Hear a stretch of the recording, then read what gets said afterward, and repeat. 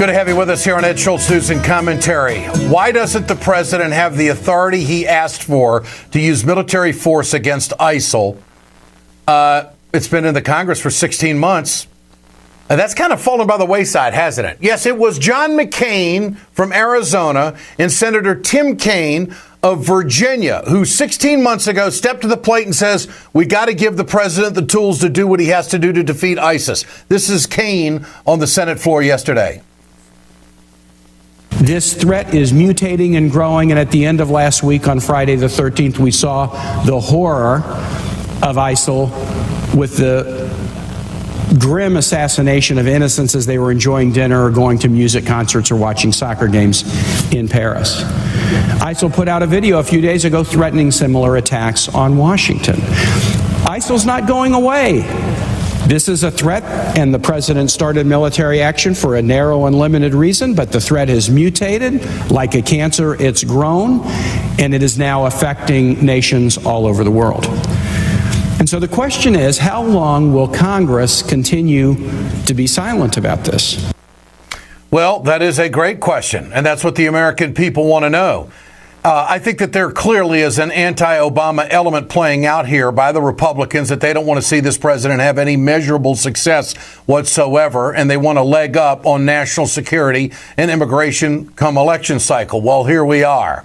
Let's go to Congressman Alan Grayson, who's a member of the Progressive Caucus, Democrat from Florida. Congressman, good to have you with us. Thank you, Ed. What do we do here? Why doesn't the president have this force, and do you think he needs this authorization? Ed, respectfully, I did listen to your introduction, but this is one of those very rare moments when I have to disagree with you. That's what I want to hear.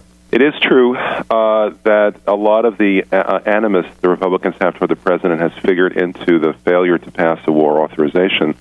But the fundamental reason why we haven't passed one is because the president hasn't come up with a valid plan to actually defeat ISIS. If the president had that authorization, he'd be doing exactly what he's been doing up to this point, which has been entirely ineffective.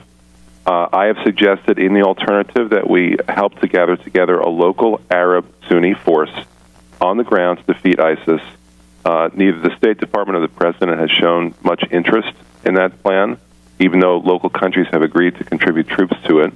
That's what we need to do. That has nothing to do with the authorization of the use of military force.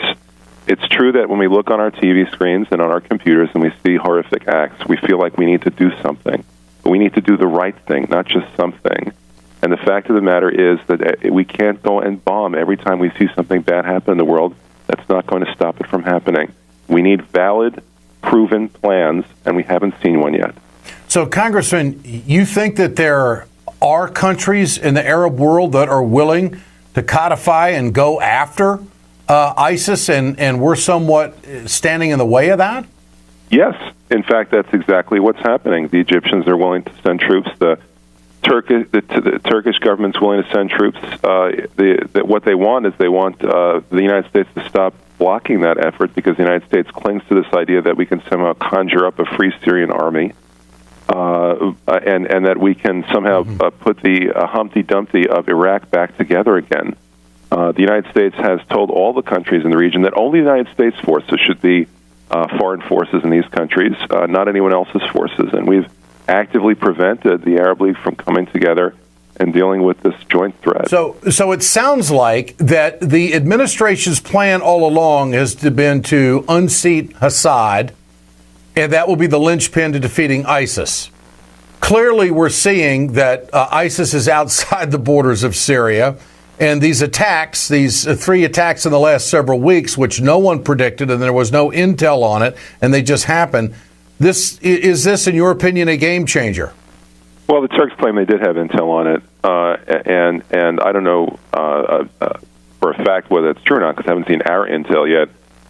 It might well be a game changer, but let's face it, the French reaction doesn't seem to come up with anything that's any more effective than what our military has done up to this point. It's ridiculous to think that dropping 34 bombs on Raqqa is going to turn the tide of that war.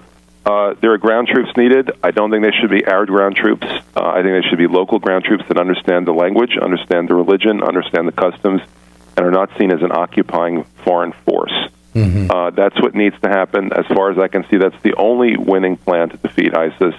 And an authorization for the use of military force would not change that chemistry at all. And what about the Russian dynamic? Now that they have stepped up airstrikes in response to their innocent civilians being brought down on that passenger liner in the Sinai, where does this take us? Well, it's the same basic failed idea that you could win a war against an irregular non-army from the air. These are people who don't wear uniforms. They don't march in formation. They don't have tanks. They don't have airplanes. It's a different kind of war.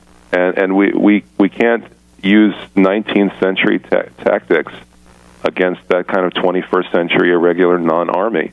Mm-hmm. We need a new approach. This is Senator Jeff Flake on the Senate floor from Arizona talking about the talking about the authorization for the use of military force. It's our responsibility. We are the Article I branch. We're the branch that is supposed to declare war. And we need to do that here. It's time. It's well past time that we move on this. And hopefully the events of the past couple of weeks, the attacks that happened in Paris, the bombing of a plane, the other suicide bombings that have occurred, our commitment of new resources will convince us all that it's time to act here in Congress. Your response to that, Congressman? Well, it's interesting that our neoconservatives are the folks who are in favor of any war, anywhere, anytime, any place, want us to go to war when, in fact, the French haven't even asked us to do that. Mm-hmm. The NATO treaty has a specific provision in it to actually make that a request. It's under Article 4 of the treaty, and the French have not invoked Article 4. So why are we anxious? That, of course, would force the 28 member nations of NATO to respond to that request, to basically weigh in on what they see their involvement, correct? Yes, so if the French don't want us to go to war, then why are we going to war on their behalf? Why are we going around the world trying to do everyone else big favors when we don't seem to get that treatment from any one of them? Interesting take. Congressman Alan Grayson, always great to visit. Appreciate your time today. Thanks so much. Thank you very much.